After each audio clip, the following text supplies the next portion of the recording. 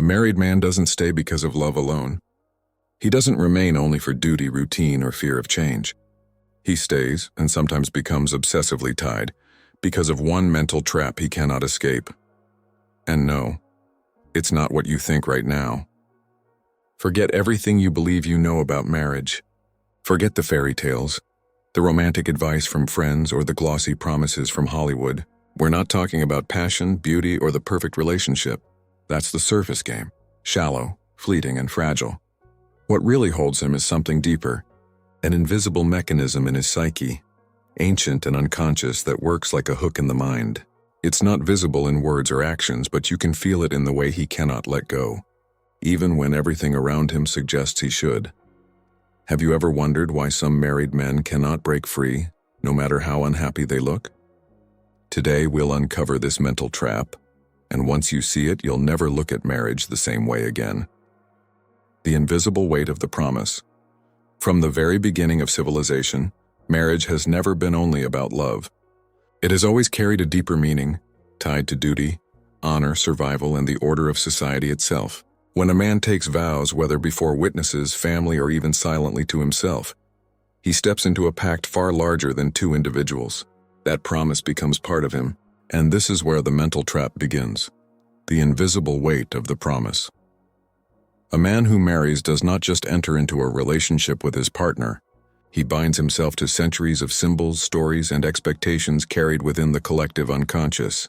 Carl Jung explained that the unconscious is not only personal, but collective. It holds ancient patterns that shape how we think, feel, and act, whether we are aware of them or not. In the case of marriage, the archetype of the loyal husband, the stable provider, the man who fulfills his duty, takes root in his psyche. This archetype whispers to him constantly, "You must stay. You must endure." To break the vow is to break yourself. This invisible promise becomes like a chain. A man may feel suffocated by routine, disappointed by the fading of love, or trapped in a relationship that no longer inspires him, yet the inner contract he carries feels unbreakable. The weight of the promise is not only about his partner. It is about his image before the world, his sense of honor, and his identity as a man. To step away from that would feel like tearing apart his very self. The most striking part is that this trap does not need to be spoken about or reinforced daily. Even in silence, even in the absence of reminders, the unconscious keeps the promise alive, like a shadow that never leaves. Every time he contemplates change, the weight rises in his chest. He remembers the family he might lose, the respect he might forfeit, the identity he risks destroying. And so he stays. Jung described these forces as archetypes, ancient images that direct our lives from the depths of the psyche. The archetype of the husband and father is not merely a cultural idea, but a psychological pattern that grips the unconscious. It convinces him that breaking the vow is not simply ending a relationship, but betraying the very role he was meant to play. And this is why the promise acts as such a powerful mental trap. It bypasses rational thought. If decisions were purely logical, a man could weigh the pros and cons, decide what brings happiness, and leave what no longer serves him. But the unconscious does not operate with logic. It binds him to something older, heavier, and far more difficult to untangle. He may dream of freedom, but the weight of the promise ties him down with invisible chains. Often, he does not even see this prison clearly. He may rationalize it with words like loyalty, duty, or tradition. But beneath those explanations lies fear. Fear of disappointing others, fear of collapsing the image he has built of himself, fear of no longer being the man who keeps his word. This fear creates an internal conflict that is relentless. He feels one thing but believes he must do another. He lives divided between what he longs for and what he believes is right. The longer the marriage continues, the heavier the promise becomes. Time itself adds weight. Years invested, children raised, homes built, and memories created all strengthen the invisible bond. The man tells himself that leaving is impossible because the cost of breaking away has grown too large. Each passing year feels like another lock added to the chain, another layer of steel around his mind. And in convincing himself that he cannot escape, he strengthens the very walls of the prison. He forgets that he is the one maintaining it. He forgets that the promise is not only external, but internal, a story he continues to tell himself because it feels safer than facing the unknown. This is the first and most crucial element of the mental trap, the invisible weight of the promise. It does not show in photographs, nor does it appear in family gatherings or everyday smiles, but it exists deep within the psyche, as a constant reminder that marriage is not just a bond with another person. It is a bond with an idea, with an archetype, with the collective story of what it means to be a man. Until he realizes this, he will go on believing that staying is simply his choice, when in truth it is the promise itself, silent, invisible, and unrelenting, that keeps him hooked. Escape feels impossible not because the door is locked, but because the prison is built inside his own mind. When desire becomes a prison. At first, desire feels like freedom. It moves a man, energizes him, gives him a sense of vitality. It whispers of possibility, of passion, of something more than routine. In the beginning of a marriage, desire often plays the role of fuel, binding two people together through attraction and shared intensity. But over time, desire changes. It doesn't disappear, it transforms. And what once gave a sense of freedom can slowly become a prison. Carl Jung observed that what we repress in ourselves often returns in distorted forms. Desire is one of those forces. A married man may think he is in control of his passions, but beneath the surface, unacknowledged longings build. They don't fade simply because vows were spoken. They grow, sometimes in silence, sometimes in secret, until they begin to dominate his inner world. The very energy that once brought connection begins to turn into chains. This is how the mental trap deepens. Desire is no longer about choice. It begins to dictate his behavior in subtle ways. He may feel restless, agitated, or perpetually dissatisfied, even when nothing on the outside has changed. He is not free to simply ignore desire, because the unconscious will not allow it. The more he pushes it down, the more it rises. What began as passion turns into an obsession he cannot escape. At this stage, desire becomes less about love and more about dependency. The married man does not long for his partner only because of affection. He longs because desire itself has become an addiction, a cycle that keeps him hooked even when it brings more frustration than joy. Like a drug, it offers temporary relief but demands a higher cost each time. He returns to it again and again, unable to cut himself loose. What makes this prison especially cruel is that it is invisible. To the outside world, he may look committed, stable, even happy. But inside, he feels the pull of something he cannot name. He may tell himself it is loyalty or the bond of years, but in reality, it is the grip of desire that has transformed into chains. His mind is trapped in a loop, craving, resisting, returning, and craving again. Jung described this as the shadow, the hidden part of the psyche that contains what we refuse to face. For many men, desire becomes part of that shadow. They deny its power, pretend it doesn't exist, or rationalize it away. Yet the shadow never disappears. It waits and it binds. The more he avoids it, the more it controls him from below the surface. The prison is built not by others, but by his own refusal to confront his shadow. This explains why some men appear distant or emotionally unavailable in their marriages. It isn't always because they have fallen out of love. It is because they are fighting a silent war with desire itself. They feel enslaved by the very energy that once made them feel alive. And because they cannot explain this conflict in simple words, they withdraw, shut down, or hide behind routines. The tragedy is that this prison is self-maintained. No one forces him into it. No one holds the key but him. Yet he cannot see it clearly, because desire clouds his vision. He mistakes the cage for devotion, the craving for loyalty, the addiction for love. And as long as he believes this illusion, he remains hooked. Over time, this state erodes his spirit. What was once passion becomes heaviness. What was once intimacy becomes duty. Desire, twisted by repression and denial, no longer liberates but confines. He is left with the paradox. The very thing that once felt like choice has become compulsion. The fire that once warmed now burns him from within, and still he stays. Because leaving would mean facing the truth. That desire is not gone and never will be. It must be understood, integrated, given its place in the psyche, not ignored. Until then, desire will continue to act as a prison. It will keep the married man hooked, locked not by his partner or society, but by his own unacknowledged hunger. This is the second layer of the mental trap. When desire shifts from freedom to dependency, it ceases to be a force of connection and becomes a cage. It is invisible, silent, and deeply personal, yet it has the power to enslave the mind.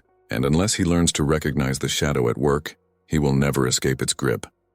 If you want clarity about your patterns and freedom from these traps, there's a path. It's called the Jung Method. Simple, powerful, transformative. The link is pinned in the first comment. The silence that speaks louder. Silence inside a marriage is never neutral. It is never just the absence of words. For a married man caught in a mental trap, silence becomes its own kind of language. One that communicates far more than spoken promises ever could. It is not only about what he refuses to say. It is about the hidden world of thoughts, fears, and unspoken desires that echo louder in the quiet than in any argument. At first, silence may appear harmless. A man comes home tired, he withdraws, he says little. But over time, this silence grows heavier. It fills the space between two people like an invisible wall. And for the woman, it often feels confusing. She asks herself, why doesn't he open up? Why does he hold back when I just want to understand him? The truth from a Jungian perspective is that silence is not emptiness. It is defense. It is a mask. It is a way for him to protect the fragile parts of himself that he cannot face. Jung taught that what we cannot express becomes part of the shadow. When a man carries fears of failure, doubts about his role, or conflicts about his desires, he may bury them in silence. By not speaking, he believes he is containing them. Yet the silence does not contain. It amplifies. Every pause, every moment of withdrawal, sends a message that something deeper is happening inside. And often it says more than words ever could. This is why the silence of a married man can feel so suffocating. It is not the quiet of peace. It is the quiet of repression. Beneath it lies the storm of everything he cannot name. He is trapped between the weight of the promise and the prison of desire, and silence becomes his way of surviving that inner conflict. He may not even realize that his quietness is a form of communication, but to the woman who sees him every day, it becomes impossible to ignore. Silence in this way becomes part of the trap itself. The less he speaks, the more distance grows. The more distance grows, the harder it becomes to break the silence. And so the cycle feeds itself. Silence creating distance, distance creating more silence. The marriage may appear stable from the outside, but within the walls of the home, the air is heavy with unspoken truths. What is most painful is that silence often disguises itself as strength. He may believe he is protecting his family by not sharing his fears, by holding back his dissatisfaction, by carrying his burdens alone, but in reality he is only deepening the prison. Jung explained that the psyche demands integration. Whatever we hide does not vanish, it waits. And silence is one of the most common hiding places. For the woman, this silence can feel like rejection. She may interpret his withdrawal as a lack of love or interest. But often it is not about her at all. It is about his struggle with the shadow, the parts of himself that he cannot face openly. The silence speaks of fear, confusion, and entrapment. And if she listens carefully, she will notice that his silence says, I am not free. This layer of the trap is subtle, but it is powerful. Silence erodes intimacy not because it is loud, but because it is empty. It leaves room for doubt, for assumptions, for distance. The more a man relies on silence to manage his inner world, the more he isolates himself from the one person who longs to reach him. And yet, he cannot break free from this silence easily. To speak would mean to confront what he hides in his shadow. It would mean to admit that the weight of the promise and the prison of desire are tearing at him from within. Silence, though destructive, feels safer than truth, and so he clings to it, even as it drains the life from his connection. This is the third dimension of the mental trap, the silence that speaks louder than words. It is not neutral, it is not harmless. It is a cage made of absence, a wall built of quietness. And until he faces what he has hidden in the depths of his psyche, silence will remain his prison, and the clearest signal that he is not free. Why routine becomes an addiction. At first glance, routine looks harmless. It is the everyday rhythm of life. Waking up, going to work, coming home, sharing meals, repeating the cycle. Many people even see it as stability, as the foundation of a solid marriage. But for a married man caught in a mental trap, routine is not simply comfort. It becomes an addiction, a way of numbing the deeper conflicts he does not want to face. Routine offers predictability. It tells him what to expect and it shields him from uncertainty. In Jungian terms, it functions like a protective mask, part of the persona he wears in the world. The man who follows his schedule without question appears responsible, reliable, and strong. But beneath this outer shell lies the truth. Routine is his escape from confronting the chaos inside. He clings to the familiar not because it fulfills him, but because it keeps him from acknowledging the storm he hides in his shadow. This is why routine can feel so suffocating for both partners. On the surface, it promises order, but in reality, it is a defense mechanism. Every repeated action, every predictable day becomes another brick in the wall that keeps him locked in the marriage. He convinces himself that this rhythm is proof of commitment, when in fact it is proof of fear. Fear of change, fear of failure, fear of what might happen if he dares to break the cycle. Jung often warned that what we refuse to confront will dominate us. For the married man, routine dominates because it feels safer than freedom. Freedom requires choice, risk, and self-awareness. Routine demands none of these. It lulls him into a false sense of security, where he no longer has to question his desires, his promises, or his silence. He simply moves forward, day after day, like a man walking in circles inside a cage, believing the cage is the whole world. And here lies the paradox. Routine feels like stability, but it acts like a drug. It numbs the pain for a moment, but the cost is high. Each cycle dulls his awareness, keeping him from realizing how deeply he is trapped. He tells himself he is doing the right thing and providing, being reliable, maintaining order, yet inside, his spirit feels smaller with each repetition. For the woman, this addiction to routine often shows up as distance. She may notice that he avoids new conversations, resists change, or shuts down when asked about the future. It may look like indifference, but it is actually dependency. He depends on the rhythm of sameness to keep him from falling apart. And as long as he remains attached to that cycle, he cannot grow. He cannot face the truth of his unhappiness, because the routine gives him an illusion of control. Jung described this as the tension between the persona and the shadow. The persona, the mask of the responsible husband, thrives in routine. But the shadow, the repressed fears and desires, grows stronger in the background. The more he hides in his daily patterns, the more powerful the shadow becomes. And eventually, the addiction to routine does not protect him anymore. It imprisons him. This is why routine is so dangerous. It looks noble from the outside. Friends and family may even praise him. He is steady, dependable, a good husband. But what they do not see is that he has surrendered to repetition as a substitute for true connection. The marriage becomes mechanical, the intimacy fades, and the man loses touch with his inner life. He is no longer living.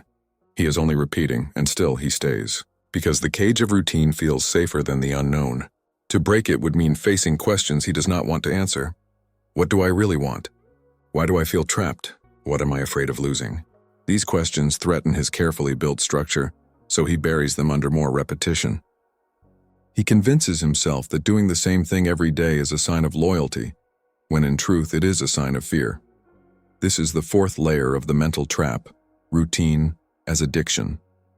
It is invisible, silent, and socially accepted, but it enslaves the mind as surely as any chain. Until he sees that his devotion to routine is not about love but about avoidance, he will remain hooked. And the longer he clings to the cycle, the more he forgets that freedom was ever an option. The hidden fear of losing everything. Beneath every choice a married man makes, there is often one unspoken fear, the fear of losing everything. On the surface, he may appear calm, rational, even distant. But deep inside, this fear shapes his decisions more than love, more than desire, and more than loyalty. It is the silent engine of the mental trap, keeping him hooked long after the marriage has lost its joy. This fear is not always about money or material comfort, though those can play a role. It runs deeper, into the psychological foundation of his identity. Carl Jung explained that the unconscious ties our sense of self to symbols. For many men, marriage becomes one of those symbols. It represents success, stability, respectability. To imagine life without it is to imagine life without an anchor. So the thought of leaving, of breaking the vow, carries with it the terror of losing not only a partner, but also the image of who he is. That is why this fear rarely speaks openly. It hides in small decisions, in moments of hesitation, in excuses about timing. A man may say, "Now is not the right moment," or "I need to think about the family first." But behind those words lies a deeper truth. He cannot face the possibility of stepping into the unknown. The fear of loss overshadows the hope of freedom. For the woman observing this, his fear may look like coldness or avoidance. He may withdraw instead of confronting problems. He may cling to his role as provider, as if paying bills or fixing things proves his worth. Yet all of this is camouflage. What he truly fears is the collapse of everything familiar. The home, the respect of others, the sense of being a good man. Without these, he feels he would lose himself. Jung called this dynamic the power of the persona, the mask we wear to function in society. A married man's persona often revolves around being reliable, steady, committed. If that mask were stripped away, what would remain? The shadow full of doubts, longings, and vulnerabilities. The fear of losing everything is, in reality, the fear of being exposed to his shadow. He would rather remain trapped than face that confrontation. This explains why some men stay in marriages that are clearly unhappy. To outsiders, it may seem irrational. Why not leave if there is no passion, no intimacy, no growth? But from inside the trap, leaving feels like annihilation. The man believes he would lose not only his home and family, but also his identity, his security, his place in the world. The cost appears too high, so he convinces himself that staying is the only option. This fear also feeds on time. The longer he has invested in the marriage, the greater the sense of risk. Years of memories, shared possessions, children, and social ties become chains. The man looks at all he might lose and tells himself, "I cannot start over." Each year adds more weight, until the idea of breaking free feels unbearable. And with every passing year, the fear grows, whispering that the chance for change has already slipped away. What makes this fear so powerful is its invisibility. He does not admit it, not even to himself. He hides it under logic, under duty, under silence. But if you listen closely, you can sense it in the way he resists change, the way he avoids difficult conversations, the way he clings to what he knows even when it no longer makes him happy. The fear of loss whispers constantly, "Stay, endure, do not risk everything," and so he stays. Not because of love, not because of deep satisfaction, but because the possibility of losing everything feels more terrifying than the reality of being trapped. He chooses the known prison over the unknown freedom. This is the fifth layer of the mental trap, the hidden fear of losing everything. It is silent, it is powerful, and it holds him with a grip stronger than passion or duty ever could. Until he sees that this fear is not reality but projection, a shadow magnified by his unconscious, he will remain hooked. And the tragedy is that in trying so hard not to lose everything, he ends up losing the most important thing of all, himself. The shadow that keeps him hooked. Every man carries within him a side he rarely shows. Carl Jung called it the shadow, the hidden part of the psyche that holds what we reject, deny, or fear about ourselves. For the married man caught in a mental trap, the shadow is not a small detail. It is the invisible force that keeps him hooked, tied to patterns he cannot explain, repeating choices that no longer serve him. On the surface, he may look composed, responsible, steady, faithful to his role. But beneath that mask, the shadow grows in silence. It contains his repressed desires, his unspoken anger, his disappointments, and the fears he cannot admit. The more he hides from these feelings, the more power they gain. And soon the shadow becomes not only part of him, but master of him. Jung explained that what we refuse to integrate controls us from the dark. This is why so many married men seem divided.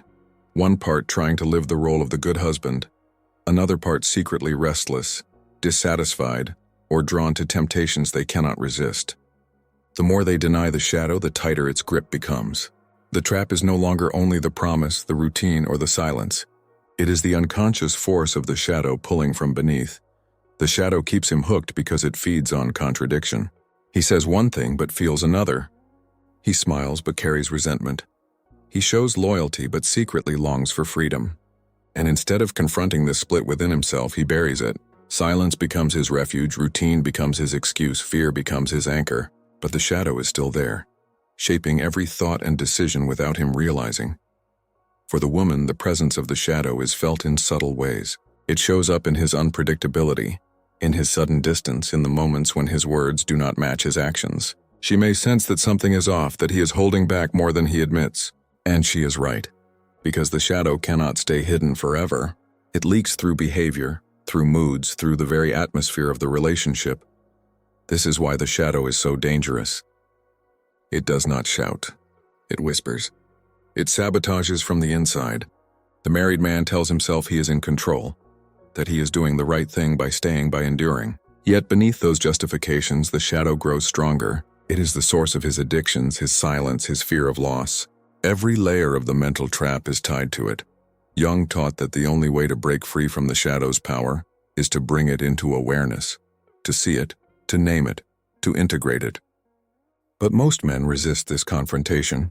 It feels easier to cling to the persona, to continue playing the role society expects than to face the darker truths within. And so the shadow becomes a prison of his own making.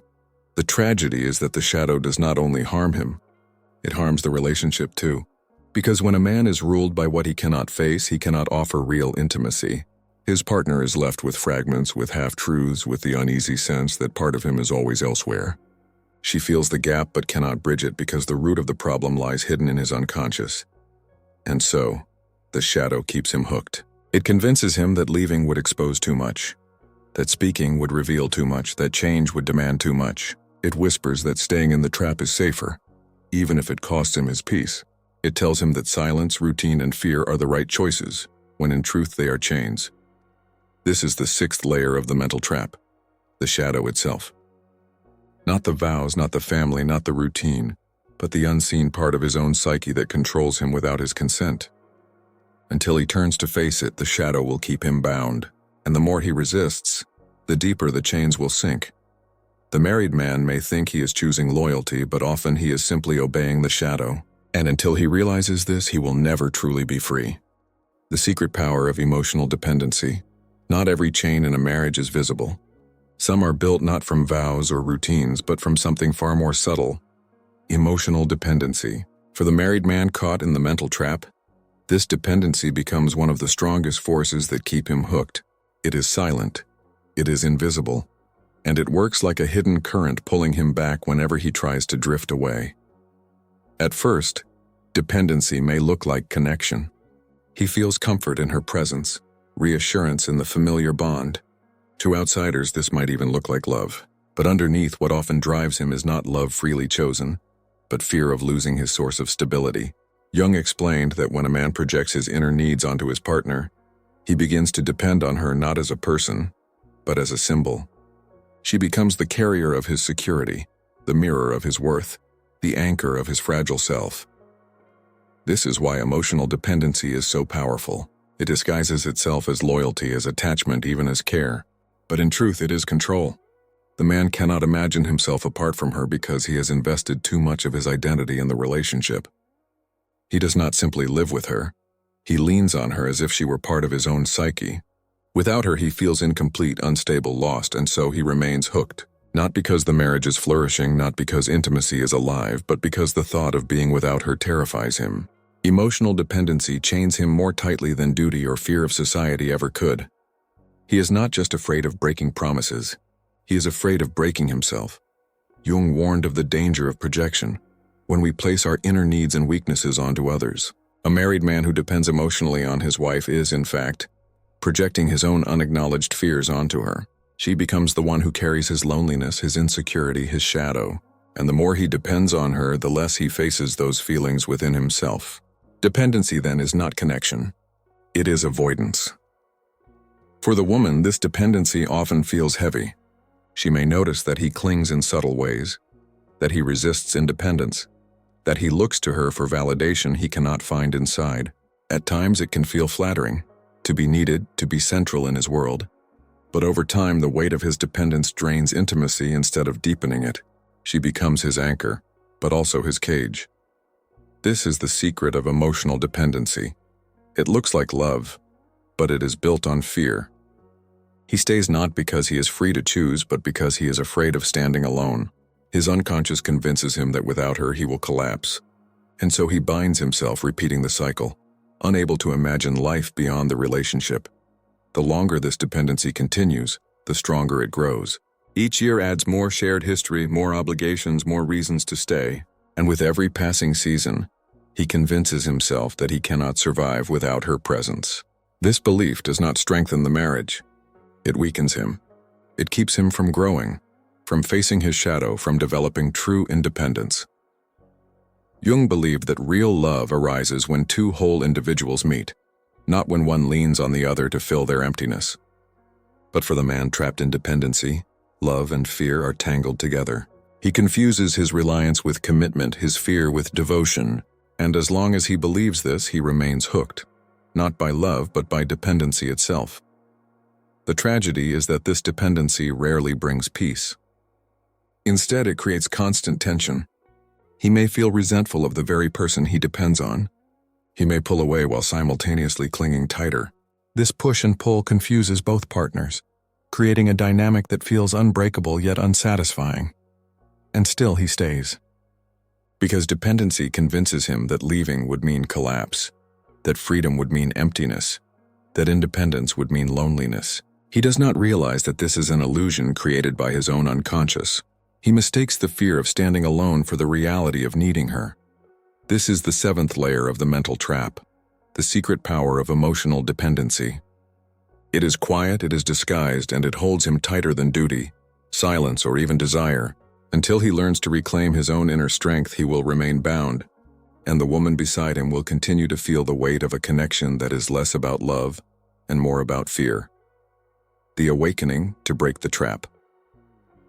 Every trap has one thing in common. It only holds power as long as it remains unseen. The married man caught in the weight of promises, in the prison of desire, in silence, in routine, in fear, in shadow, and in dependency, continues to stay hooked because he does not yet see the trap for what it is. Awakening begins the moment he recognizes the cage is not made of iron, but of his own mind. Jung taught that freedom comes from consciousness, from bringing the hidden into the light. A man cannot escape the promises, the silence, or the shadow by denying them. He can only escape by seeing them clearly, naming them and integrating them into his awareness. Until then, the unconscious will continue to rule, pulling him back again and again. The awakening is not an external event.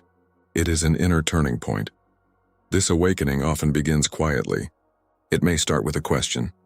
Why do I feel so heavy? Why does routine no longer satisfy me? Why do I stay even when I am unhappy? These questions pierce the illusions he has lived with for years. For the first time, he begins to see the trap not as loyalty or stability, but as fear. And once fear is named, it begins to lose its power. Yet awakening is not comfortable. It shakes the foundation he has built his life upon. To admit that his marriage has been held together by silence, fear, or dependency feels like betrayal, not only to his partner, but to himself. The shadow he has avoided for so long rises, demanding to be faced. And in that moment he must decide, continue hiding or step into the unknown. For many men, this decision feels terrifying. But Jung explained that true growth always requires stepping into the dark. The path of individuation, the journey of becoming whole, cannot happen while clinging to illusions. The married man must confront his shadow, his fear of loss, his addiction to routine, and his emotional dependency. Only then can he reclaim his freedom. From the outside, the woman sees this awakening in subtle ways. She may notice him becoming more honest even if the honesty is painful. She may see him take responsibility for feelings he once projected. He may begin to break the silence, to question the routine, to acknowledge the fear. These are not signs of weakness, but of growth. They show that he is finally turning inward, no longer letting the unconscious rule from the shadows. The awakening does not always mean leaving the marriage. Sometimes it means rebuilding it on new ground, free from illusions. But whether he stays or goes, the essential point is that he is no longer hooked by the trap. He begins to choose consciously instead of repeating unconsciously. He becomes capable of real intimacy because he is no longer ruled by fear and repression. The mental trap loses its grip when he stops feeding it. The weight of the promise becomes lighter when he sees it for what it is, a symbol, not a chain. Desire stops enslaving him when he integrates it into his life instead of denying it. Silence loses its power when he chooses truth over repression. Routine becomes a choice, not an addiction. Fear shrinks when he faces it directly. Dependency fades when he discovers his own strength. And the shadow, once his master, becomes his teacher. This is the awakening, the moment when the man realizes that what kept him hooked was never his wife, nor society, nor circumstance. It was his own unconscious holding him captive with invisible strings. The power to cut those strings has always been his. The tragedy is that many never awaken. They live and die within the trap, never tasting the freedom that was always possible. But for the few who do awaken, the change is profound. They no longer act out of fear but out of choice. They no longer cling to illusions but embrace truth. They no longer see themselves as victims of promises or routines but as authors of their own lives. And for the woman watching, this is the moment of clarity. She realizes his silence, his fears, his distance were never about her worth. They were about the trap he carried inside. Understanding this truth frees her as well, giving her permission to stop blaming herself and to see the deeper forces at play. The awakening to break the trap is not easy, and it is not quick, but it is the only path to freedom. Jung called it individuation, the process of becoming whole. And for the married man, it is the final step, to look at his shadow, to face his fears, and to choose a life no longer dictated by chains of the unconscious.